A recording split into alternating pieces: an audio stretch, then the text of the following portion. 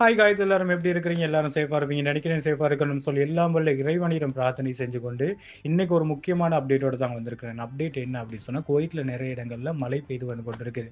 So அதனுடைய அப்டேட்டை தான் இந்த வீடியோ இருக்கக்கூடும். தொடர்ந்து வீடியோ பாருங்க.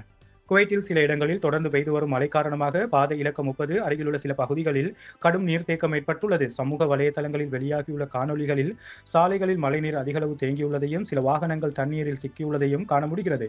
குறிப்பாக தாழ்வான பகுதிகளில் மற்றும் உள்சாலைகளில் நீர்மட்டம் அதிகரித்துள்ளதாகவும் தெரிவிக்கப்படுகிறது. இதனால் வாகன ஓட்டிகள் தேவையற்ற பயணங்களை தவிர்த்து மழைநீர் தேங்கியுள்ள சாலைகள் வழியாக செல்லும் போது மிகுந்த அவதானத்துடன் செல்லுமாறு கேட்டுக்கொள்ளப்படுகிறார்கள். மேலும் மழை தொடர்ந்தால் சில பகுதிகளில் போக்குவரத்து நெரிசலும் அதிகரிக்கக்கூடும் எனவும் எதிர்பார்க்கப்படுகிறது.